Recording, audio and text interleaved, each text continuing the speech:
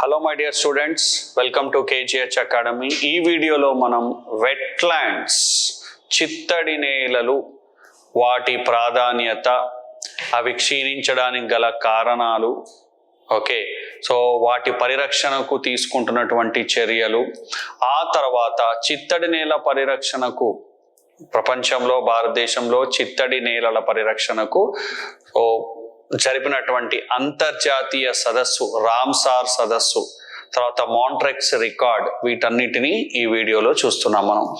So మరి ముందు Ramsar convention గురించి చెప్పుకునే ముందు అసలు చిత్తడి నేలలు అంటే ఏంటివి? రామ్సార్ కన్వెన్షన్, రామ్సార్ సదస్సు దేనికి సంబంధించింది అంటే చిత్తడి నేలల పరిరక్షణకు సంబంధించింది. ఇది మెయిన్ అండి, ఎందుకంటే తప్పనిసరిగా ఒక ప్రశ్న వచ్చేటటువంటి అవకాశం ఉండేటటువంటి టాపిక్లలో ఇది ఒకటి.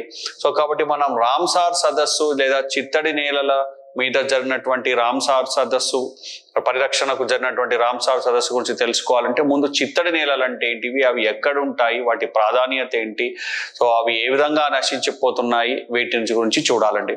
సో కాబట్టి ప్రజెంట్ టాపిక్ ఏంటి అంటే వెట్లాండ్ కన్జర్వేషన్, చిత్తడి నేలల పరిరక్షణ. చిత్తడి నేలల పరిరక్షణ.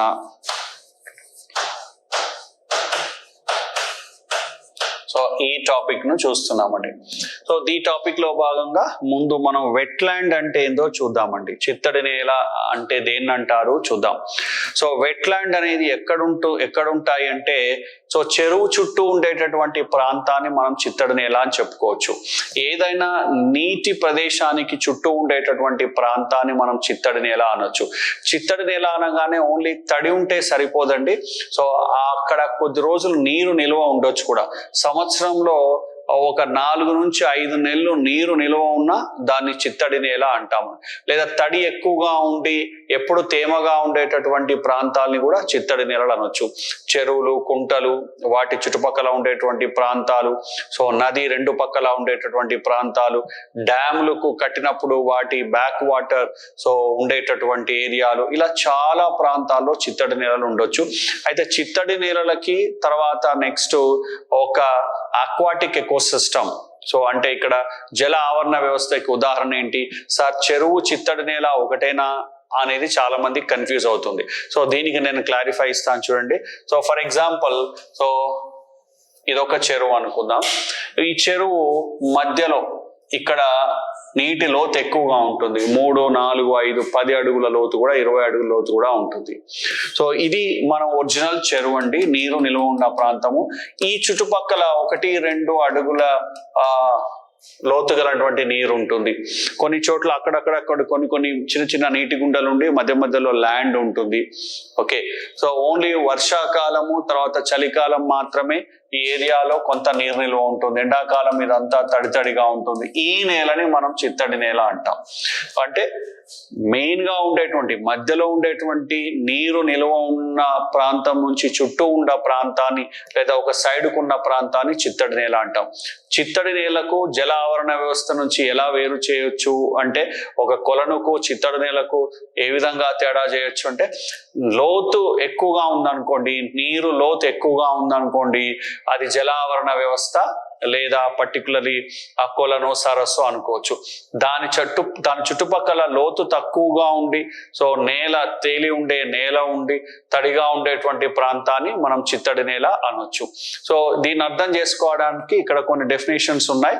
వాటిని చూస్తే ఇంకా చిత్తడి నేల అంటే ఏందో బాగా అర్థమవుతుందండి. ఓకే, చూడండి. The wetlands are actually land or areas covered by the water either temporary or permanently. Wetland అని చిత్తడి నేల ఏంటంటామంటే ఏ నేల మీదనైతే తాత్కాలికంగా కానీ కొన్నిసార్లు మొత్తం సంవత్సరం మొత్తం కానీ తక్కువ లోతుతో నీరు ఉండేటువంటి ప్రాంతాన్ని మనం చిత్తడి నేల అంటాం. రెండో డెఫినేషన్ చూడండి. Land surface saturated or covered with standing water at least 4 parts of the year. ఇక్కడ ఒక ప్రాంతంలో నీరు అనేది 1/4 వంతు సంవత్సరం నిల్వ ఉంటే దాన్ని మనం చిత్తడి నేల అంటాం అన్నట్టు. ఓకే, చిత్తడి నేలలో బయోడైవర్సిటీ ఎక్కువగా ఉంటుందండి, జీవ వైవిధ్యం ఎక్కువగా ఉంటుంది. కాబట్టి చిత్తడి నేలను ఏమంటామంటే మనం బయాలజికల్ సూపర్ మార్కెట్స్ అంటాం. వెరీ వెరీ ఇంపార్టెంట్ అండి. బయాలజికల్ సూపర్ మార్కెట్స్, చిత్తడి నేలలను మనం బయాలజికల్ సూపర్ మార్కెట్స్ అంటాము. సో ఎందుకంటాము అంటే చూడండి, ఒక సూపర్ మార్కెట్కి వెళ్తే మనకు అన్ని రకాల వస్తువులు దొరుకుతాయి. చిన్న గుండు పిన్ను నుంచి మొదలుకుంటే అన్ని రకాల వస్తువులు అక్కడ లభ్యమవుతాయి. అలానే సో చిత్తడి నేల అనేది, చిత్తడి నేలలో అన్ని రకాలైనటువంటి జీవజాల మొక్కలు, జంతువులు, ఓకే, ఆ చేపలు, ఉభయజీవులు, సరీసృపాలు, పక్షులు, క్షీరదాలు, తర్వాత రకరకాలైనటువంటి మొక్కలు, ఫెర్న్ మొక్కలు, ఓకే, సో టెడోఫైటా మొక్కలు, అన్ని రకాల ఉన్నత స్థాయి మొక్కలు, అన్ని రకాల మొక్కలు, సో జంతువులు, జీవజాతులు ఉంటాయి. కాబట్టి మనం ఇక్కడ వెట్లాండ్స్ ని బయాలజికల్ సూపర్ మార్కెట్స్ అంటాం. సో వెట్లాండ్ అనేది ఒక రకమైనటువంటి ఇకోటోన్ అండి. ఇకోటోన్, ఇది కూడా గుర్తుపెట్టుకోవాలి, ఇకోటోన్. సో ఇకోటోన్ అంటే రెండు వేరు వేరు ఆవరణ వ్యవస్థల మధ్య ఉన్న ప్రాంతాన్ని మనం ఇకోటోన్ అంటాం. ఉదాహరణకు చూడండి, ఇది నేల ఆవరణ వ్యవస్థ అనుకుందాం, తర్వాత నెక్స్ట్ ఇది జల ఆవరణ వ్యవస్థ అనుకుందాం. వీటి మధ్య ఉన్న ప్రాంతము లేదా కలిసిన ప్రాంతాన్ని మనం ఇకోటోన్ అంటాం. ఎక్కడైనా సరే ఇకోటోన్ లో జీవ వైవిధ్యం ఎక్కువగా ఉంటుంది. ఓకే, సో ఇక్కడ ఇకోటోన్, ఈ క్రింది వాటిలో ఏది ఇకోటోన్ అడగొచ్చు, లేదా వెట్లాండ్ అనేది దేనికి ఉదాహరణ అడగొచ్చు, వెట్లాండ్ లో ఈ క్రింది ఏ కారణాల వల్ల జీవవైవిధ్యం ఎక్కువగా ఉంది అని కూడా అడగొచ్చు. సో కాబట్టి వెట్లాండ్ అనేది ఒక ఇకోటోన్, కాబట్టి ఇక్కడ జీవవైవిధ్యం అధికంగా ఉంటుంది. జీవులు జీవించడానికి అనుకూలనాలు ఎక్కువగా ఉంటాయండి. సో కాబట్టి వీటిని, ఈ ఏరియాని రక్షించుకోవాల్సినటువంటి అవసరం ఉంది. ఓకే, ఈ వెట్లాండ్స్ వల్ల చాలా ఇతర ఉపయోగాలు ఉన్నాయి, చిత్తడి నేలల వల్ల చాలా ఉపయోగాలు ఉన్నాయి. కాబట్టి వెట్లాండ్స్ ని రక్షించుకోవాల్సిన అవసరం ఎంతో ఉంది. కానీ సో ప్రభుత్వాలు కానీ, తర్వాత నెక్స్ట్ శాస్త్రవేత్తలు కానీ చాలా రోజులు వీటిని ఎవరు పట్టించుకోలేదండి. కాబట్టి సో ఇవి మోస్ట్ నెగ్లెక్టెడ్ ఎకోసిస్టమ్, నిర్లక్ష్యం చేయబడినటువంటి ఆవరణ వ్యవస్థలు అని చెప్పుకోవచ్చు. రామ్సార్ కన్వెన్షన్ జరగనంత ముందు వరకు సో నిర్లక్ష్యం చేయబడినటువంటి ఆవరణ వ్యవస్థల్లో ఒకటి ఏంటి అంటే సో వెట్లాండ్స్, చిత్తడి నేలలు. సో రామ్సార్ కన్వెన్షన్ జరిగిన తర్వాతనే, సదస్సు జరిగిన తర్వాతనే సో ఈ చిత్తడి నేలని పరిరక్షించుకోవాల్సినటువంటి సో అవసరం ఉందని గ్రహించుకొని వాటి పరిరక్షణకు అనేక చర్యలను తీసుకొని కొన్ని ప్రాంతాలని రామ్సార్ సైట్స్ అంటే చిత్తడి నేలలుగా సో ప్రకటించారు. సో ఇలా దశాబ్దాల తరబడి నిర్లక్ష్యం చేయబడినటువంటి ఆవరణ వ్యవస్థలు ఏంటివి అంటే సో చిత్తడి నేలలు. వీటిలో జీవ వైవిధ్యం అధికంగా ఉంటుంది. సో ప్రకృతి సమతుల్యతకు, తర్వాత నెక్స్ట్ ఆవరణ వ్యవస్థ సమతుల్యతకు ఈ చిత్తడి నేలలు కరెక్ట్ గా ఉండాలి. ఓకే, సో కానీ సో మానవ కార్యకలాపాల వల్ల ఇవి నశించిపోతున్నాయి. వీటిని రక్షించుకోవడానికి అంతర్జాతీయంగా జరిగిన ఒప్పందమే రామ్సార్ ఒప్పందం. సో వాటన్నిటిని క్లియర్ గా చూద్దామండి. ఇది చిత్తడి నేల అంటే ఏంటి అనే దానికి ఎక్స్ప్లెనేషన్ ఇక్కడ ఇవ్వడం జరిగింది. సో ఇంకా మనం చూస్తున్నాం చూడండి, ఇది చూడండి చిత్తడి నేల, ఇది ఎగ్జాంపుల్ చిత్తడి నేల. సో ఇదంతా మొక్కలు మొలిచి ల్యాండ్ తక్కువ లోతు ఉండేటటువంటి, ఇక్కడ ఇది కొంచెం ఎక్కువ లోతు ఉండేటటువంటి ప్రాంతం, ఇదంతా చిత్తడి నేలేనండి, ఇదంతా చిత్తడి నేలనే. తర్వాత ఇంకోటి చూడండి, ఇది కూడా చిత్తడి నేలనే చూడండి. ఇక్కడ దీన్ని మనం కంప్లీట్ గా చెరువు లేదా ఒక కొలను అని అనలేము. ఓకే, సో ఇక్కడ లోతు తక్కువగా ఉండి, ఓకే, సో తర్వాత నేల అలా కొద్దిగా నేల అక్కడక్కడ కనబడుతూ ఉంటే సో ఆ ప్రాంతాన్ని మనం ఏమంటామంటే చిత్తడి నేల అంటాం. ఓకే, సో రకాలు ఏంటివి, చిత్తడి నేలలో రకాలు ఏంటివి అంటే మనం ఇక్కడ చూస్తున్నామండి.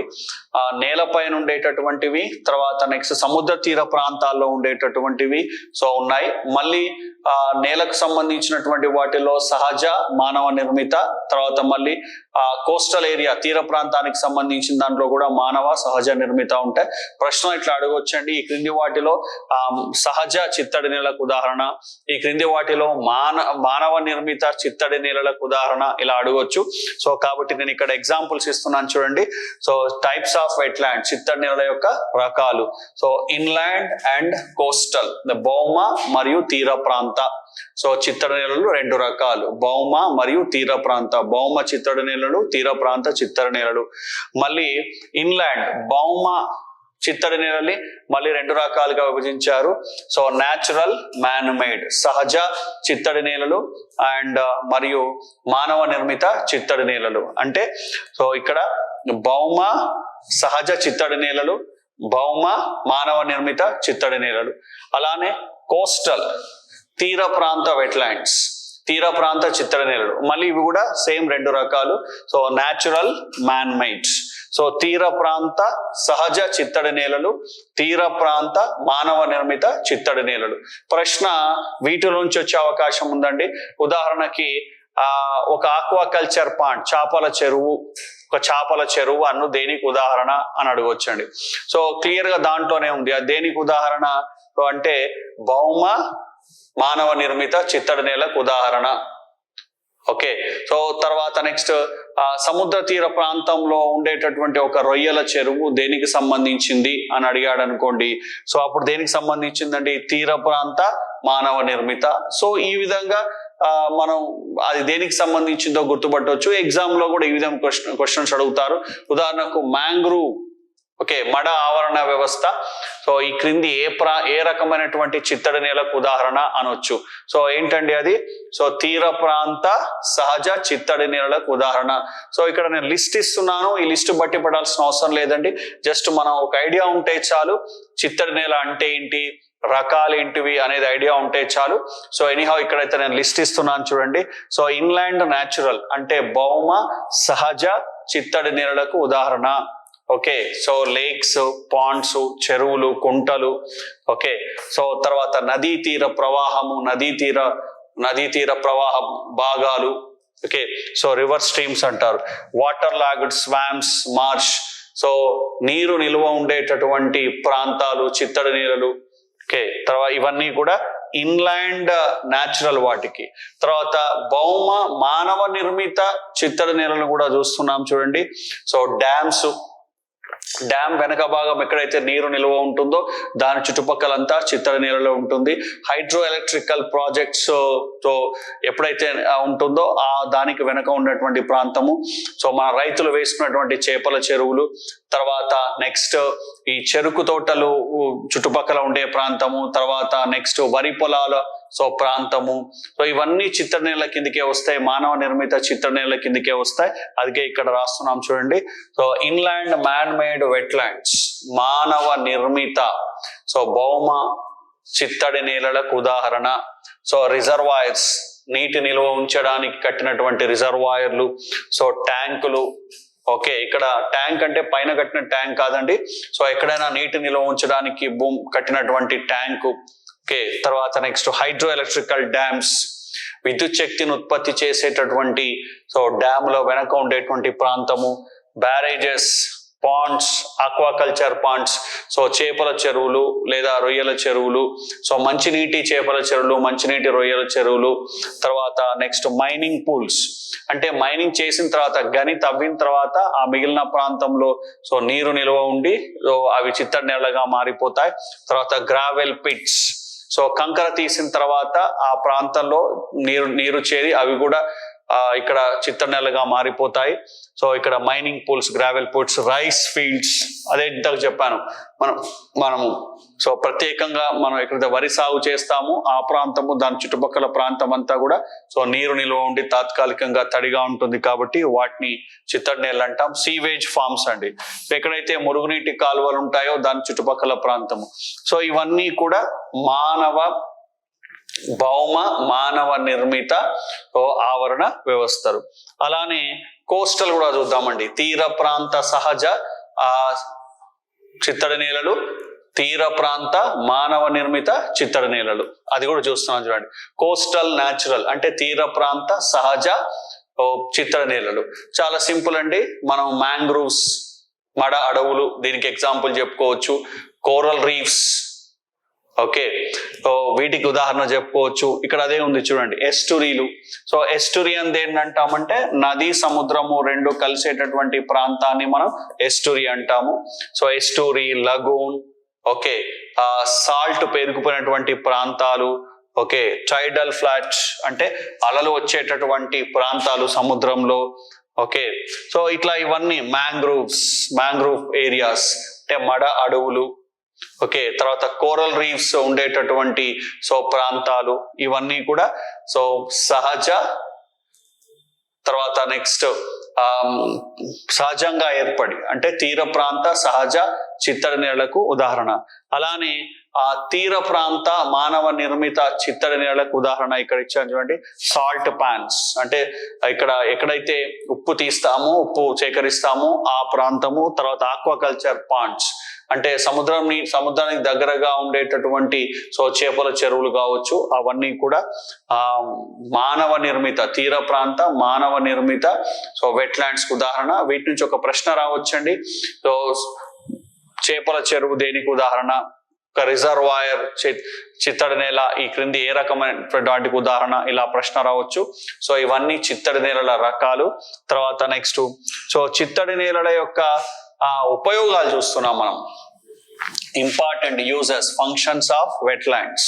చిత్తడి నేలల యొక్క ఉపయోగాలు ఏంటి, ప్రాముఖ్యత ఏంటి, సో మనకి ఏ విధంగా ఉపయోగపడుతుంది, ఆవరణ వ్యవస్థలో ఇవి ఎందుకు కావాలి, ఇవన్నీ చూస్తున్నామండి. ఇంతకుముందే చెప్పినట్టుగా చిత్తడి నేలని బయాలజికల్ సూపర్ మార్కెట్స్ అంటాము. సో అన్ని రకాలైనటువంటి మొక్కలు జంతువులు ఇక్కడ ఆవాసంగా ఉంటాయి. కారణం ఏంటి అంటే ఇది ఇకోటోన్ ప్రాంతము, చిత్తడి నేల అనేది ఇకోటోన్ ప్రాంతము కాబట్టి సో జీవ వైవిధ్యం ఎక్కువగా ఉంటుంది, ఎక్కువ జంతువులకు మొక్కలకు ఆవాసంగా ఉంటుంది, ఆహార లభ్యత ఎక్కువగా ఉంటుంది, సో ప్రొడక్టివిటీ ఉత్పాదకత ఎక్కువగా ఉంటుంది. కాబట్టి ఇక్కడ జీవ వైవిధ్యం ఎక్కువగా ఉంటుంది. ఇన్ని కారణాల వల్ల ఈ చిత్తడి నేలల్ని పరిరక్షించాల్సిన అవసరం ఉంది. సో ఇంకా చూస్తున్నామండి ఇక్కడ ఇవన్నీ కూడా చిత్తడి నేలల యొక్క ఉపయోగాలే. ఇక్కడ చూడండి, బయాలజికల్ సూపర్ మార్కెట్స్, అదే ఇంతకు చెప్పాను, హ్యాబిటాట్ ఫర్ మెనీ స్పీసెస్, చాలా జంతువులకు సహజ ఆవాసంగా పనిచేస్తాయి. తర్వాత next nutrients recovery and recycling, water purification, నీటిని శుద్ధి చేయడము, తర్వాత లవణాల పునశ్చక్రీయము. సో వీటన్నిటికీ వెట్లాండ్స్ పనిచేస్తాయి. ఎలా అంటే ఉదాహరణకు సో వర్షపు నీరు ఇక్కడికి వచ్చిందండి, ఇక్కడ నిల్వ ఉంది, చిత్తడి నేలగా మారింది, ఇక్కడ వాటర్ ప్యూరిఫై అవుతుంది. లేదా వరద వచ్చింది, వీటిలో సో నీరు ఉంది, అక్కడ వాటర్ ప్యూరిఫై అవుతుంది. తర్వాత నెక్స్ట్ జీవులన్నీ కులిపోయి సో జీవ భూ రసాయనిక వలయాలు ఈజీగా జరగడానికి ఈ చిత్తడి నేలలు ఉపయోగపడతాయి. కాబట్టి న్యూట్రియంట్స్ రీసైక్లింగ్, సో అంటే రకరకాలైనటువంటి నైట్రోజన్, సల్ఫర్, ఫాస్ఫరస్ ఇలా వలయాలు, జీవ భూ రసాయనిక వలయాలు ఈజీగా జరగడానికి చిత్తడి నేలలు కావాలి. తర్వాత నీటి పరిశుభ్రతకు, నీటిని శుభ్రపరచడానికి, సో ఇక్కడ పడడానికి ప్రకృతిలో సహజంగా నీరు శుభ్రపరచడానికి సో ఈ చిత్తడి నేలలు అవసరం. తర్వాత నెక్స్ట్ ఇంకేంటంటే వరదలను నియంత్రిస్తాయి. సో వర్షం పడ్డటువంటి నీరు ఈ చిత్తడి నేలలోకి వెళ్ళి స్టోర్ కావడం వలన సో వరద ముప్పు తగ్గుతుంది. కాబట్టి ఇవి వరదను తగ్గిస్తాయి. సో కంట్రోల్ సాయిల్ ఎరోజన్, నేల క్రమక్షయాన్ని కూడా తగ్గిస్తాయి. చూడండి, వరదలను తగ్గిస్తాయి, నేల క్రమక్షయాన్ని తగ్గించి సో ఆ ప్రాంతానికి సహాయపడతాయి, ఆ ప్రాంత ప్రజలకు సహాయపడతాయి. తర్వాత retention of sediments and reduces siltation. So sediments ని అన్నిటిని ఆపేసి సో ఆ మట్టి అంతా కొట్టుకుపోయి వేరే దగ్గరికి పోకుండా సో కాపాడుతాయి. తర్వాత ఆర్థికంగా కూడా చాలా ఇంపార్టెంట్ ఉంటుంది.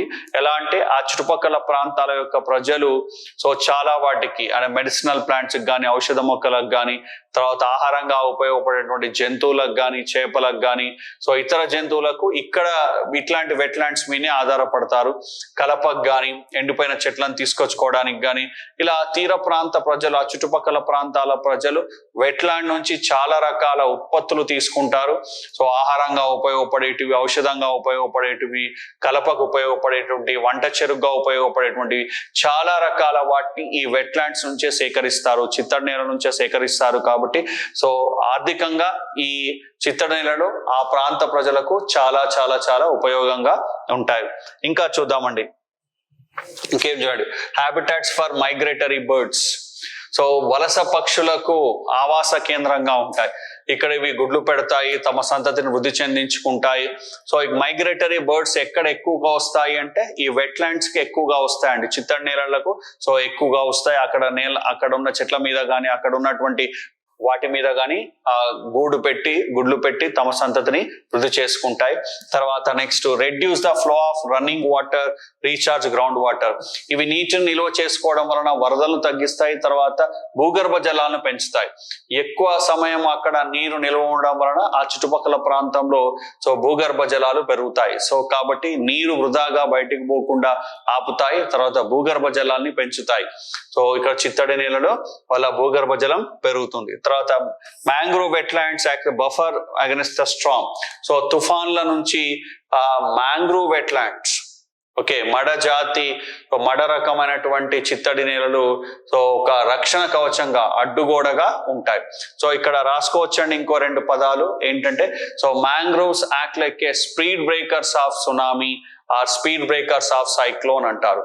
మడ అడవులను తుఫానుకు స్పీడ్ బ్రేకర్లుగా లేదా ఓకే సునామీకి స్పీడ్ బ్రేకర్లుగా చెబుతారు. కారణం ఏంటంటే, సో తుఫాను తీవ్రత అనేది ఈ మడ అడవుల వల్ల తగ్గించబడుతుంది. రాసుకోవాలండి.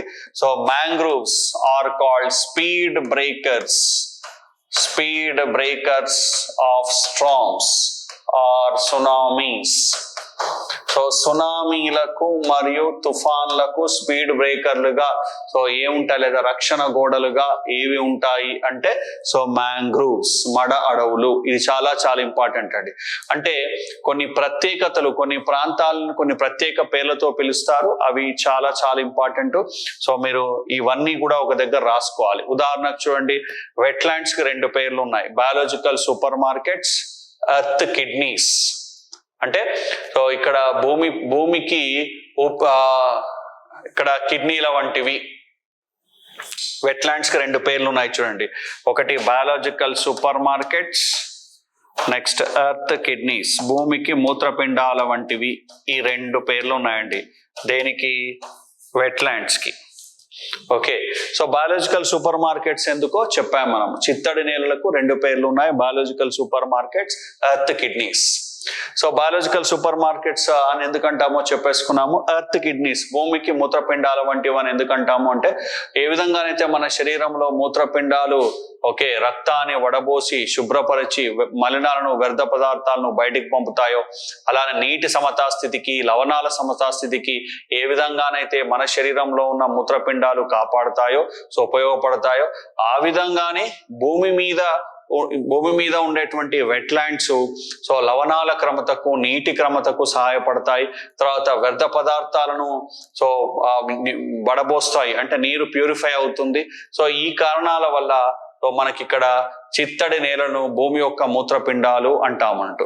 ఓకే, సో ఎర్త్ కిడ్నీస్ 2 పేర్లు ఉన్నాయి. ఇలా ప్రత్యేకమైనటువంటి పేర్లు ఉన్నప్పుడు అవి చాలా చాలా ఇంపార్టెంట్ అండి. అలానే మ్యాంగ్రూవ్స్ కూడా ఒక ప్రత్యేకమైనటువంటి పేరు ఉంది. ఏంటి అంటే, సో సునామీ స్పీడ్ బ్రేకర్లు లేదా తుఫానుకు స్పీడ్ బ్రేకర్లుగా సో పనిచేస్తాయి అనేటటువంటి పేరు ఉంది. తర్వాత ఇంకా ఇట్లాంటి కొన్ని ప్రత్యేకమైనటువంటి నేమ్స్ ఉన్నది ఒక దగ్గర రాసుకోవాలంటే నేను ఇంకొక స్లైడ్ లో వాటన్నిటిని ఒక దగ్గర చెప్పే ప్రయత్నం చేస్తాము. ఓకే, తర్వాత నెక్స్ట్ ఇంకా చూద్దాం. చూడండి, wetlands critical to human, plant and life, high productivity. ఎక్కువ ఉత్పాదకత కలిగినటువంటి ఆవరణ వ్యవస్థల్లో ఒకటి ఏంటి అంటే ఈ చిత్తడి నేలలు. సో కాబట్టి ఇవి మానవులకు, అక్కడ ఉన్నటువంటి జంతువులకు తప్పనిసరిగా అవసరము. తర్వాత చాలా చిత్తడి నేలల్లో సో టూరిజం పర్మిషన్ ఉంది. సో రిక్రియేషన్, టూరిజం కూడా ఇవన్నీ పనిచేస్తాయి. సో ఇవన్నీ చిత్తడి నేలల యొక్క ప్రాధాన్యత. చూడండి, వరల్డ్ వెట్లాండ్ డే 2 ఫిబ్రవరి. సో ఫిబ్రవరి 2 ప్రపంచ వెట్లాండ్ డేగా, చిత్తడి నేల దినోత్సవంగా జరుపుకుంటారు. కారణం ఏంటి అంటే, ఫిబ్రవరి 2 రోజునే రామ్సార్ కన్వెన్షన్ జరిగిందండి. చిత్తడి నేల పరిరక్షణకు అంతర్జాతీయ సదస్సు, రామ్సార్ సదస్సు. సో దాని గురించి మళ్ళీ మనం ఈ స్లైడ్ లోనే, ఈ టాపిక్ లోనే చెప్పుకుంటున్నాం మనం. తర్వాత so next reasons for depletion. చిత్తడి నేలలో నశించిపోవడానికి, సో నాశనం కావడానికి గల కారణము అది చూస్తున్నామండి. ఓకే, సో చిత్తడి నేల ప్రాంతాన్ని ఆక్వాకల్చర్ పాండ్స్ గా మార్చేస్తున్నారు, అగ్రికల్చర్ కు మార్చేస్తున్నారండి. వాటిలో మట్టి నింపేస్తున్నారు, వాటి మీద కాలనీలు కట్టేస్తున్నారు, వాటి మీద ఫంక్షన్ హాల్స్ కట్టేస్తున్నారు. సో ఇలా అర్బనైజేషన్ వల్ల, ముఖ్యంగా పట్టణ ప్రాంతాల్లో అర్బనైజేషన్, ఇల్లు కట్టడం, వాటి మీద టౌన్షిప్లు కట్టడం వలన సో వెట్లాండ్స్, చెరువుల చుట్టూ ఉండేటువంటి వెట్లాండ్స్ వేగంగా కనుమరుగైపోతున్నాయి. పల్లెటూరులో అయితే ఆ వెట్లాండ్లని అగ్రికల్చర్ ఫీల్డ్స్ గా, అంటే సో వ్యవసాయ క్షేత్రాలుగా మార్చేస్తున్నారు. కాబట్టి అవి నాశనం అయిపోతున్నాయి. కాలుష్యం వల్ల నాశనం అయిపోతున్నాయి. అగ్రికల్చర్ చేయడం వల్ల రసాయనాలు వెళ్ళి అక్కడ ఆ ప్రాంతంలో జీవులు నశించిపోతున్నాయి. సో పారిశ్రామిక వ్యర్థ జలాలు వదలడం వలన ఆ తీర ప్రాంతంలో ఆ ప్రాంతంలో ఉండేటువంటి వెట్లాండ్స్ వాటిలో ఉండేటువంటి జీవులు నశించిపోతున్నాయి.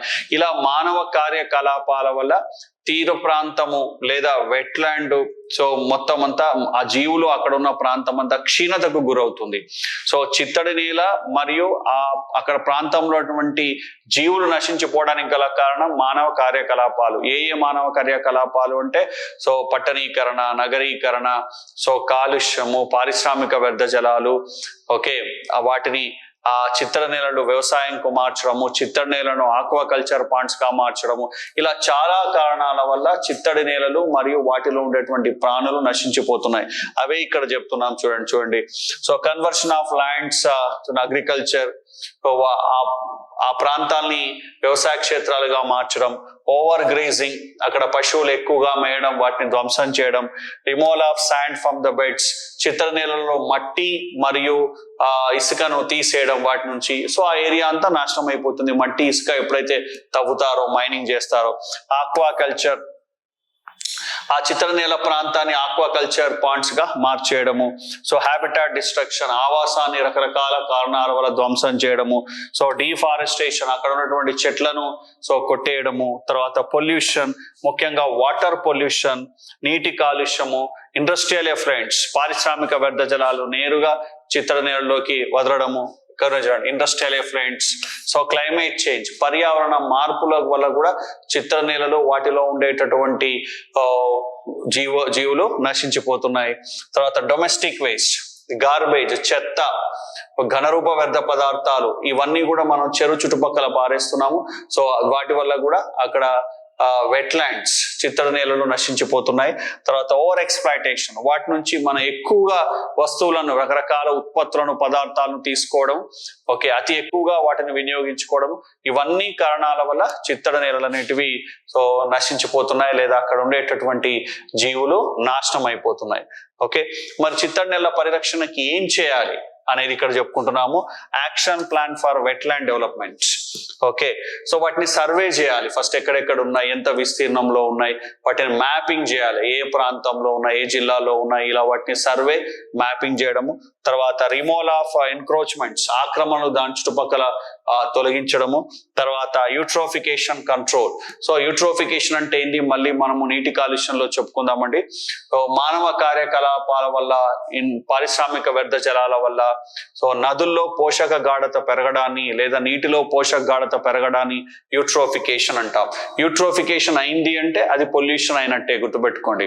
సో మానవుడు పారేసినటువంటి ఘనరూప వ్యర్థ పదార్థాలు కావచ్చు, లేదా ఇతర మానవ కార్యకలాపాల వల్ల కావచ్చు, సో లేకపోతే పారిశ్రామిక వ్యర్థ జలాల వల్ల కావచ్చు, ఒక కొలనులో, నీటిలో లేదా ఇక్కడ వెట్లాండ్స్ లో, చిత్తడి నేలలో పోషక పదార్థాల గాఢత పెరిగి నీటి కాలుష్యం జరగడాన్ని మనం యూట్రోఫికేషన్ అంటాము. ఓకే, యూట్రోఫికేషన్ నియంత్రించడం ద్వారా నీటి స్వచ్ఛతను కాపాడి అక్కడ ఉండేటటువంటి చిత్తడి నేలను పరీక్షించుకోవచ్చు. తర్వాత వీడ్ కంట్రోల్, అక్కడ ఉండేటువంటి పిచ్చి మొక్కలను తీసేయడము. కంట్రోల్ త్రో లా, సో వాటిని ప్రత్యేకంగా గుర్తించడము.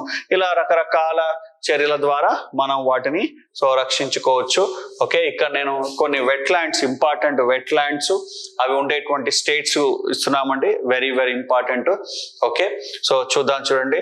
నేమ్ ఆఫ్ ది సైట్ అంటే వెట్లాండ్ సైట్ ఎక్కడ ఉంది, తర్వాత లొకేషన్, స్టేట్ లొకేషన్, ఏ పేరు మరియు ఎక్కడుంది అనేది చూస్తున్నాం. చూడండి, అష్టముడి వెట్లాండ్ కేరళ, తర్వాత బియాస్ కన్జర్వేషన్ రిజర్వ్ పంజాబ్, తర్వాత నెక్స్ట్ భీతర్కనిక మ్యాంగ్రూవ్ ఒరిస్సా. ఇక్కడ కొన్ని మ్యాంగ్రూవ్స్ ఏరియాలు, వెట్లాండ్స్ సేమ్ ఉంటాయి చూడండి. అందుకే కొన్ని నేర్చుకుంటే మనం ఈ క్రింది వాటిలో మడాడవులు ఉండే ప్రాంతాలు ఏంటివి అట్లా కూడా మన ప్రశ్న ఆన్సర్ చేయొచ్చు. తర్వాత ఏ మ్యాంగ్రూవ్ ప్రాంతము చిత్తడి నేల అయింది అని అలా ప్రశ్న అడగొచ్చు. ఏ చిత్తడి నేల మ్యాంగ్రూవ్ ప్రాంతము ఇలా ప్రశ్న అడగొచ్చు. సో కాబట్టి వీటన్నిటిని నేర్చుకోవడం ద్వారా ఇలా రకరకాల ప్రశ్నలకు మనం ఆన్సర్ చేయొచ్చు. చూడండి, భీతర్కనిక ఇది మ్యాంగ్రూవ్ ప్రాంతము మరియు చిత్తడి నేల ఎక్కడ ఉంది, సో ఒరిస్సాలో ఉంది. సో భోజ్ వెట్లాండ్స్ మధ్యప్రదేశ్, తర్వాత చందేర్తల్ వెట్లాండ్స్ హిమాచల్ ప్రదేశ్, చిల్కా లేక్ ఒరిస్సా. ఇలా కొన్ని ప్రత్యేకమైన పేర్లతోని, మౌంటైన్ పేర్లతోని కానీ, సరస్సుల పేర్లతోని కానీ మనం ఈజీగా వెట్లాండ్స్ ఎక్కడ ఉన్నాయో గుర్తుపట్టొచ్చు. ఇంకా మనం కంటిన్యూ చేస్తున్నాం చూడండి. Okay, so Deepor Beel Assam, east Kolkata wetlands west Bengal, so Harike lake Punjab, ఇది ఇంపార్టెంట్ అండి. ఓకే, తర్వాత Hokera wetland Jammu and Kashmir. Okay, so Kanjli lake so Punjab, తర్వాత కొయిలాడో ఘనా నేషనల్ పార్క్ రాజస్థాన్. ఇట్లా కూడా ప్రశ్నలు అడగొచ్చండి. ఈ క్రింది నేషనల్ పార్క్ లో ఉన్న వెట్లాండ్స్ లేదా ఈ వెట్లాండ్ ఏ నేషనల్ పార్క్ లో ఉంటుంది, ఇలా అడగొచ్చు. సో ప్రశ్న స్ట్రేట్ గా వచ్చే అవకాశం లేదండి, మొత్తం ఇట్లా ఇండైరెక్ట్ గా వచ్చే అవకాశమే ఉంది. కాబట్టి మీరు ఇలా చదువుకోవాలి. చూడండి, వెట్లాండ్స్ నుంచి ఎలా తిప్పి ప్రశ్నలు ఇస్తారో మనం ఒకసారి చూద్దాం మనం. సో నంబర్ 1, ఈ క్రింది ఏ వెట్లాండ్ మ్యాంగ్రూవ్ ప్రాంతంలో ఉంది, ఈ క్రింది ఏ వెట్లాండ్ ఫలానా సరస్సు ప్రాంతంలో ఉంది, ఈ క్రింది ఏ వెట్లాండ్ నేషనల్ పార్క్ లో ఉంది, so and so national park లో ఉండేటువంటి వెట్లాండ్ పేరేంటి, సో ఈ క్రింది ఏ వెట్లాండ్ పక్షి సంరక్షణ కేంద్రము, ఇలా రకరకాలైనటువంటి ప్రశ్న అడిగేటటువంటి అవకాశం ఉందండి.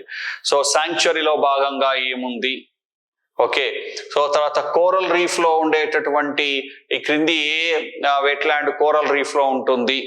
సో ఇలా రకరకాలైనటువంటి ఇండైరెక్ట్ ప్రశ్నలు వచ్చేటువంటి అవకాశం ఉంది. ఫర్ ఎగ్జాంపుల్ చూడండి, so Keoladeo Ghana national park Rajasthan, so ఈ క్రింది ఏ నేషనల్ పార్క్ ఒక రామ్సార్ సైటు వెట్లాండ్ సైటు అడగొచ్చు. సో అలా డియర్ స్టూడెంట్స్, ఏవైతే నేషనల్ పార్కులు సో వెట్లాండ్స్ ఉంటాయో అది ఇంపార్టెంట్. సో ఇక్కడ చూడండి, కియోలాడియో నేషనల్ పార్క్ రాజస్థాన్. ఇక్కడ ప్రశ్న ఎట్లా అడుగుతారంటే, ఈ క్రింది ఏ నేషనల్ పార్క్ రామ్సార్ కూడా రామ్సార్ ప్రాంతము అడగొచ్చు. రామ్సార్ సైట్లు అంటే ఇక్కడ వెట్లాండ్స్ అన్నట్టు. సో రామ్సార్ సదస్సు జరిగిన తర్వాత వెట్లాండ్స్ అన్నిటినీ కలిపి వెట్లాండ్స్ అని మనం రామ్సార్ సైట్ లో అంటున్నాం, రామ్సార్ సైట్స్. సో కన్ఫ్యూజ్ కావద్దు. ఇప్పుడు ఇక్కడ రాజస్థాన్ లో ఉండేటువంటి ప్రముఖ చిత్తడి నేల మరియు నేషనల్ పార్క్ అంటాము, కియోలాడియో ఘనా నేషనల్ పార్క్. ఇట్లా ప్రశ్న వచ్చే అవకాశం ఉంది. నేను చాలా సార్లు అదే చెప్తానండి, ఏ ప్రశ్న వస్తుందో ఎవరికి తెలీదు, కానీ క్వశ్చన్ ఏ రూపంలో రావచ్చు, ఏ రకంగా రావచ్చు మనం ఈజీగా గెస్ చేయొచ్చు. నేను అదే ఇక్కడ చేస్తున్నాను. తర్వాత next, so Keshavpur money community reserve Punjab, తర్వాత కొల్లేరు లేక్ ఆంధ్రప్రదేశ్, ఇది మీకు తెలుసు ఒక పక్షి సంరక్షణ కేంద్రము, బర్డ్ శాంక్చురీ. తర్వాత నెక్స్ట్ వెట్లాండ్ చిత్తడి నేల. సో ఇతర ప్రాధాన్యత ఏదన్నా ఉంటే ఆ చిత్తడి నేలకు కానీ నేషనల్ పార్క్ కానీ వెరీ వెరీ ఇంపార్టెంట్. సో ఇది కూడా తెలుసు మీకు, Loktak lake Manipur, Nal Sarovar bird sanctuary Gujarat. ఇందాక చెప్పాను చూసారా, కొన్ని బర్డ్ శాంక్చురీస్ వెట్లాండ్స్ గా ఉన్నాయి, లేదా వెట్లాండ్స్ బర్డ్ శాంక్చురీస్ గా ఉన్నాయి, కొన్ని నేషనల్ పార్క్ లో భాగంగా ఉన్నాయి, కొన్ని వైల్డ్ లైఫ్ శాంక్చురీస్ భాగంగా ఉన్నాయి. సో ఇవన్నీ ఒక్కొక్క దాని యొక్క ప్రత్యేకతలు ఏంటి, అది దేనిలో భాగంగా ఉంటుంది అనేది సో చాలా ఇంపార్టెంట్. ఇది చూడండి, ఇక్కడ null Sarovar bird sanctuary Gujarat. ఈ క్రింది ఏది బర్డ్ శాంక్చురీ మరియు వెట్లాండ్, ఇట్లా అడగచ్చు క్వశ్చన్. ఈ క్రింది వాటిలో ఏది చిత్తడి నేల మరియు బర్డ్ శాంక్చురీగా ఉంది అని అడగొచ్చు. సో ఏంటంటే నల్ సరోవర్ బర్డ్ శాంక్చురీ గుజరాత్, తర్వాత so Nandur Madhameshwar wetland Maharashtra, so Nangal wild life sanctuary Punjab. Nangal అనగానే ఈజీగా మనం గుర్తుపెట్టుకోవచ్చండి, సైన్స్ అండ్ టెక్నాలజీలో కూడా భారజలం ఫ్యాక్టరీ ఉండేటువంటి ఏరియా, అట్లా గుర్తుపెట్టుకోవచ్చు. Nangal Punjab wild life sanctuary. Okay, so ఇది వైల్డ్ లైఫ్ శాంక్చురీ మరియు చిత్తడి నేల. సో డియర్ స్టూడెంట్స్, మనం ఇవన్నీ వందల పేర్లు కానీ, నేషనల్ పార్క్ల పేర్లు కానీ, వైల్డ్ లైఫ్ శాంక్చురీస్ కానీ, బర్డ్ శాంక్చురీస్ కానీ, టైగర్ రిజర్వ్స్ కానీ, ఎలిఫెంట్ రిజర్వ్స్ కానీ, తర్వాత చిత్తడి నేలలు కానీ, మ్యాంగ్రోవ్ సైట్స్ కానీ, ఇలా అన్ని సైట్స్ ఉంటాయండి. వీటన్నిటిని నిజంగా గుర్తుపెట్టుకోవడం కష్టం, కానీ మనం ఏం చేయాలి అంటే వీటిని రాసుకొని ఒక 4 to 5 times చదివితే సో ఆటోమేటిక్ గా మనకు అది ఏ ప్రాంతంలో అనేది క్లిక్ అయిపోతుంది. అట్లీస్ట్ ఈ ప్రత్యేకత ఉన్నటువంటి ప్రాంతాలనైనా సరే స్టార్ మార్క్ పెట్టుకొని చదువుకుంటే వచ్చే అవకాశం ఎక్కువగా ఉంటుంది. సో ఇలా. So next, Nawabganj bird sanctuary Uttar Pradesh, Parvati Agra bird sanctuary Uttar Pradesh, point Calimere wild bird sanctuary Tamil Nadu, okay, Pong dam lake Himachal Pradesh, Renuka wetland Himachal Pradesh, Ropar lake so Punjab, Rudrasagar lake Tripura, Saman bird sanctuary Uttar Pradesh, Samaspur bird sanctuary Uttar Pradesh, Sambhar lake, ఇది ఈజీగా చెప్పొచ్చు, ఇది ఇంపార్టెంట్ ఎందుకంటే జాగ్రఫీ పరంగా ప్రముఖమైన లేక్ కాబట్టి ఇది ఇంపార్టెంట్. సాంబార్ లేక్ రాజస్థాన్. తర్వాత Sandi bird sanctuary Uttar Pradesh. Sarsai Nawar jheel so wetlands Uttar Pradesh. Sasthamkotta lake so Kerala. Sundarbans wetland west Bengal, ఇది కూడా ఇంపార్టెంటే, ఇది సో ప్రముఖమైనది కాబట్టి అడగవచ్చు. Okay. Surinsar Mansar lakes Jammu Kashmir. Tsomoriri lake Jammu Kashmir. So upper Ganga river UP Uttar Pradesh. Vembanad Kol wetland Kerala, ఇది కూడా ఇంపార్టెంట్ అండి, ఫేమస్ కాబట్టి సో ఇది ఇంపార్టెంట్. తర్వాత Wular lake Jammu and Kashmir. So dear students, మీకు అన్ని గుర్తుండకపోతే అట్లీస్ట్ నేను చెప్పినటువంటి టిక్ పెట్టిన వాటికైనా సో గుర్తుపెట్టుకునే ప్రయత్నం చేయండి, ఈజీగా ఉంటుంది. ఓకే. తర్వాత నెక్స్ట్ సో రామ్సార్ కన్వెన్షన్ అండి. సో వెట్లాండ్స్ యొక్క లిస్ట్ అయిపోయింది. తర్వాత ఇప్పుడు నేను చిత్తడి నేలల పరిరక్షణకు అంతర్జాతీయంగా జరిపినటువంటి ఒక సదస్సు గురించి చెప్పుకుంటున్నాము, అది రామ్సార్ సదస్సు. సో ఫస్ట్ క్వశ్చన్ ఏ విధంగా అడగవచ్చు అంటే రామ్సార్ సదస్సు దేనికి సంబంధించినది, సో ఎక్కడ జరిగింది, ఏ డేట్న జరిగింది, ఏ సంవత్సరంలో జరిగింది, ఇవి ఇంపార్టెంట్ పాయింట్లు అండి. ఎక్కడైనా సరే అంతర్జాతీయ సదస్సులో ఫస్ట్ అడిగేటటువంటి ప్రశ్న ఏంటి అంటే దేనికి ఉద్దేశించినది, ఎందుకు జరిపారు అనేది కావాలి.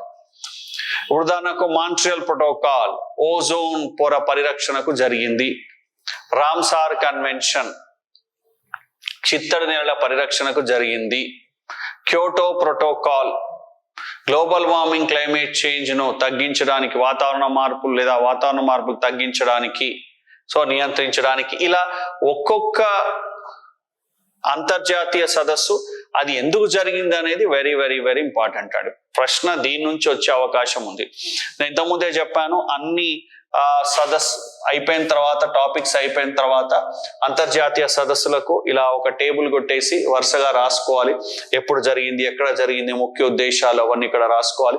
డెఫినెట్ గా ఒక ప్రశ్న వస్తుందండి, ఎందుకంటే ప్రతి సిలబస్ లో కూడా అంతర్జాతీయ ఒప్పందాలు, అంతర్జాతీయ సదస్సులు, పర్యావరణ పరిరక్షణకు జరిపినటువంటి చర్యలు, ఒప్పందాలు ఇలా అడుగుతారు.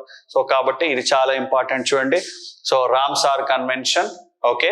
సో దేనికి సంబంధించింది, వెట్లాండ్ ప్రొటెక్షన్, చిత్తడి నేలల సో పరిరక్షణకు సంబంధించింది. అందుకే రామ్సార్ కన్వెన్షన్ తర్వాత ప్రతి చిత్తడి నేలను కూడా రామ్సార్ సైట్లు అన్నారండి. సో రామ్సార్ సైట్లు అంటే ఏంటి అంటే చిత్తడి నేలలు అన్నట్టు.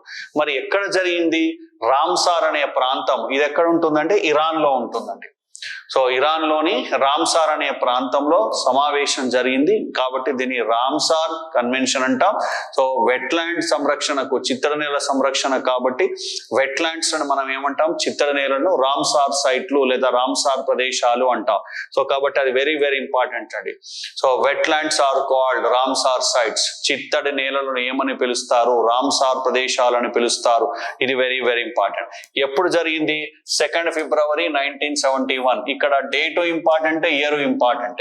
సో రీజన్ ఏంటి అంటే ఈ డేట్ పేరు మీదుగానే ప్రతి సంవత్సరం ఫిబ్రవరి 2 ని so Ramsar so international day of wetlands గా మనము సెలబ్రేట్ చేసుకుంటున్నాం. సో కాబట్టి డేట్ కి ఇంపార్టెంట్ ఉంది కాబట్టి డేట్ కూడా వెరీ వెరీ ఇంపార్టెంట్. సో ప్రతి సంవత్సరం కూడా ఫిబ్రవరి 2 ని సో అంతర్జాతీయ చిత్తడి నేలల పరిరక్షణ దినంగా జరుపుకుంటాం. ఇంటర్నేషనల్ వెట్లాండ్ డే ఫిబ్రవరి 2 జరుపుకుంటాం కాబట్టి ఇది వెరీ వెరీ ఇంపార్టెంట్. సో ఇది ఎప్పుడు అమల్లోకి వచ్చింది అంటే 1975. ఇండియా ఎప్పుడు సైన్ చేసిందంటే 1981. ఇవి పెద్దగా ఇంపార్టెంట్ లేదండి. సో ఎక్కడ జరిగింది అనేది ఇంపార్టెంట్, దేనికి సంబంధించింది అనేది ఇంపార్టెంట్, ఏ డేట్ లో జరిగింది, ఏ ఇయర్ లో జరిగింది అనే వాటికి ఇంపార్టెంట్ అండి. సో మరి రామ్సార్ సైట్ ఏంటి అంటే అంతర్జాతీయ ఒప్పందం అండి. వివిధ దేశాలు సో మేము మా ప్రాంతంలో ఉన్నవి మరియు సరిహద్దు ప్రాంతాల్లో ఉండేటటువంటి వెట్లాండ్స్ ని, చిత్తడి నేలను పరిరక్షించుకుంటాము, పరస్పరం అవగాహన కలిగి ఉంటాము, సహకరించుకుంటాము. ఓకే, బౌండరీస్ లో ఉన్నవి తమ దేశంలో ఉన్నవి, రెండు దేశాలను కలిపి ఉంచేటివి, ఇలా చిత్తడినేలను పరిరక్షించుకుంటాము అని సో చేసినటువంటి ఒప్పందం చేశాయి. సో అదే ఇక్కడ ఇచ్చాం చూడండి, inter governmental treaty that provides frame work for so action and national and international cooperation for the conservation. చిత్తడినేల పరిరక్షణకు జాతీయంగా అంతర్జాతీయంగా చేపట్టవలసినటువంటి సో చర్యల గురించి, యాక్షన్ ప్లాన్స్ గురించి చర్చించినటువంటి సదస్సు. ఓకే, సో దీన్ని రామ్సార్ ఫిలాసఫీ అంటాను చూడండి. ఏంటి రామ్సార్ ఫిలాసఫీ అంటే చిత్తడినేలను యూజ్ చేసుకోవాలి మానవ ఆర్థిక అవసరాల కొరకు మరియు వాటిని రక్షించాలి. ఇక్కడ చూడండి, wise use concept, conservation and sustainable use of wetlands and their resources for the benefits of the human mankind. సో చిత్తడినేలలు, వాటి చుట్టుపక్కల ఉండేటటువంటి సో ప్రదేశాలు లేదా వాటిలో ఉండేటువంటి పదార్థాలను సుస్థిరాభివృద్ధి దిశలో ఉపయోగించుకోవాలి. మానవ అవసరాలకు వాటిని పరిరక్షిస్తూనే వాటి ద్వారా లాభం పొందడం అనేది సో రామ్సార్ కన్వెన్షన్ యొక్క ముఖ్య ఉద్దేశం. దీన్ని రామ్సార్ ఫిలాసఫీ అంటాము. సో చిత్తడినేలని పరిరక్షిస్తూ సుస్థిరాభివృద్ధికి ఉపయోగపడుతూ సుస్థిరాభివృద్ధి దిశలో వాటిని ఉపయోగించుకుంటూ మానవ అవసరాల కొరకు వాటిని వాడుకోవడాన్ని మనం రామ్సార్ ఫిలాసఫీ సో అంటుంటాం మనం. ఓకే, సో మిషన్ ఏంటిది మరి, దీంట్లో ఏం చేశారు అంటే సేమ్ అండి, ప్రతి యాక్షన్ కూడా చిత్తడినేలల పరిరక్షణే. అదే ఇక్కడ చూడండి, the conservation and wise use of all wetlands through the local, regional, national actions, international cooperations as a contribution towards the achieving the sustainable development throughout the world. So ప్రపంచవ్యాప్తంగా, ప్రాంతీయంగా ఉన్న, దేశీయంగా ఉన్న, అంతర్జాతీయంగా ఉన్న, రెండు దేశాల మధ్య ఉన్న, రెండు దేశాల బౌండరీస్ మధ్యలో ఉన్న, రెండు దేశాలకు సంబంధించినటువంటి చిత్తడి నేలలను పరిరక్షించడం, వీటి కొరకు పరస్పర సహాయం అందించుకోవడం, సో పరస్పరం సమాచారాన్ని ఇచ్చిపుచ్చుకోవడం, తర్వాత వీటిని పరిరక్షిస్తూ వీటిని సుస్థిరాభివృద్ధి కొరకు వినియోగించుకుంటూ సుస్థిరాభివృద్ధి దిశగా వీటిని ఉపయోగించుకుంటూ సో మానవ ప్రయోజనాల కొరకు వీటిని ఉపయోగించుకోవడమే సో మనకి ఇక్కడ ఈ మిషన్ యొక్క ముఖ్య ఉద్దేశము. సో ప్రాంతీయ, జాతీయ, అంతర్జాతీయ అన్ని రకాలైనటువంటి వెట్లాండ్స్, షేర్డ్ వెట్లాండ్స్ ఉంటాయండి. ఒక దేశానికి ఇంకో దేశానికి బౌండరీస్ చాలా కామన్ గా ఉంటాయి. అంటే బౌండరీకి అటు ఇటు ఉండేటటువంటి సో వెట్లాండ్స్ మనం షేర్ వెట్లాండ్స్ అంటాం. వాటిని కూడా పరిరక్షించాలి. ఈ ఒప్పందం వలనే ఇలా షేర్డ్ వెట్లాండ్స్ కానీ ఇంటర్నేషనల్ వెట్లాండ్స్ కానీ పరిరక్షించబడతాయి. ఒక దేశము సమాచారాన్ని ఇచ్చిపుచ్చుకోవడము, అక్కడ పర్యావరణ పరిరక్షణ చేయడము, ఇవన్నీ కూడా సో ఇలా రామ్సార్ అంతర్జాతీయ ఒప్పందం వలనే సాధ్యమవుతాయి. 3 పిల్లర్స్ ఏంటివి, 3 ముఖ్యమైనటువంటి ఉద్దేశాలు రామ్సార్ కన్వెన్షన్ యొక్క 3 ముఖ్యమైన ఉద్దేశాలు చూస్తున్నాం చూడండి. Okay, so work towards the wise use of all their wetlands. So ఆ ప్రాంతంలో ఉండేటటువంటి తమ ప్రాంతంలో ఉండేటువంటి చిత్తడినేలను పూర్తిగా వాడుకోవడం, సుస్థిరాభివృద్ధి కొరకు వాడుకోవడం. తర్వాత design suitable wetlands for the list of wetlands international importance. Okay, so అంతర్జాతీయంగా ఉండేటటువంటి సో వెట్లాండ్స్ ను గుర్తించి వాటిని అభివృద్ధి కొరకు ఇరు దేశాలు సహాయం చేసుకోవడం. ఓకే, తర్వాత నెక్స్ట్ ఇంటర్నేషనల్ కోఆపరేషన్ అండి. ఇక్కడ చూడండి, cooperate internationally on transboundary wetlands. So సరిహద్దు ప్రాంతాల్లో ఉండేటటువంటివి రెండు దేశాలకు సంబంధించినటువంటి చిత్తడినేలను పరిరక్షించుకోవడం, వాటి రక్షణకు చర్యలు తీసుకోవడం. సో ఇవన్నీ చూద్దాం. దీని తర్వాతనే సో ఈ రామ్సార్ కన్వెన్షన్ తర్వాతనే సో ప్రపంచవ్యాప్తంగా ఉన్న మొత్తం వెట్లాండ్స్ యొక్క లిస్ట్ ని తయారు చేశారండి. తర్వాత భారతదేశం కూడా సో దీని తర్వాతనే వెట్లాండ్ లిస్ట్ ను ప్రిపేర్ చేసింది. అంతకుముందు వీటిని పట్టించుకునే వాళ్ళు లేరు. అందుకే మోస్ట్ నెగ్లెక్టెడ్ ఎకో సిస్టమ్ అన్నాం మనం. నిర్లక్ష్యం చేయబడినటువంటి ఆవరణ వ్యవస్థల్లో ఒకటి ఏంటి అంటే so wetlands. Okay, Ramsar convention తర్వాతనే ఈ వెట్లాండ్స్ గురించి ప్రాధాన్యత పెరిగి సో వాటి రక్షణకు అనేక చర్యలు తీసుకుంటున్నారు. ఓకే, సో చూడండి, ఇక్కడ ఒక పర్టికులర్ ఆవరణ వ్యవస్థకు ఇంకొక స్పెషాలిటీ ఏంటంటే రామ్సార్ కన్వెన్షన్ కి ఒక ప్రత్యేక ఆవరణ వ్యవస్థకు అంతర్జాతీయ ఒప్పందం జరిగింది. ఏంటి అంటే వెట్లాండ్ అనేది ఒక ఆవరణ వ్యవస్థ. ఓకే, చిత్తడి నేల కూడా ఒక ఆవరణ వ్యవస్థ. సో ఒక ప్రత్యేక ఆవరణ వ్యవస్థ కొరకు అంతర్జాతీయంగా జరిగిన ఒప్పందం రామ్సార్ ఒప్పందం. ఏ ఆవరణ వ్యవస్థ? చిత్తడి నేల ఆవరణ వ్యవస్థ. లేదా ఇట్లా కూడా అడగవచ్చండి, చిత్తడి నేల ఆవరణ వ్యవస్థ పరిరక్షణకు జరిగిన అంతర్జాతీయ ఒప్పందం రామ్సార్ కన్వెన్షన్. సో ఈ విధంగా మొట్టమొదటిసారిగా ప్రపంచంలో ప్రత్యేకంగా ఒక ఆవరణ వ్యవస్థను కాపాడుకోవడానికి పరిరక్షణ కొరకు జరిపినటువంటి సో ఒక అంతర్జాతీయ సదస్సు ఒప్పందం రామ్సార్ ఒప్పందం. సో అదే ఇక్కడ కొన్ని పాయింట్లు ఇచ్చాం చూడండి. February 2 మనం 1971 ఇంటర్నేషనల్ వెట్లాండ్ డే కింద చేసుకున్నాము. ఓకే, ద మిషన్ పిల్లర్స్ అదే మనం చెప్పుకున్నది ఇక్కడ క్లియర్ గా ఉంది చూడండి. So first of the modern inter governmental environmental agreements. So 1971లో వివిధ దేశాల మధ్య కూడినటువంటి ఒప్పందము. ఓకే, సో వాటిని సమర్థవంతంగా వాడుకోవడము, సుస్థిరాభివృద్ధి దిశగా వాడుకోవడము, ఇవన్నీ దీనికి సంబంధించినవి. తర్వాత నెక్స్ట్ ఈ అంతర్జాతీయ ఒప్పందానికి సహకరిస్తున్నటువంటి అంతర్జాతీయ సంస్థలు చూద్దాం చూడండి. So international organizations are partners of the convention. ఈ రామ్సార్ ఒప్పందానికి సహకరిస్తున్నటువంటి వివిధ అంతర్జాతీయ సంస్థలు. సో అది ఏమేంటివి? Bird life international BLI. ఇంతకుముందే చెప్పుకున్నాం మనము, పక్షులు ఆవాస కేంద్రాలుగా, తర్వాత పక్షులు మైగ్రేట్ కావడానికి ఉపయోగపడేటువంటి వెట్లాండ్స్. పక్షుల ఆవాస కేంద్రాలు మరియు అవి మైగ్రేట్ అయ్యి ఎక్కడికి వస్తాయి అంటే వెట్లాండ్స్కే వస్తాయండి.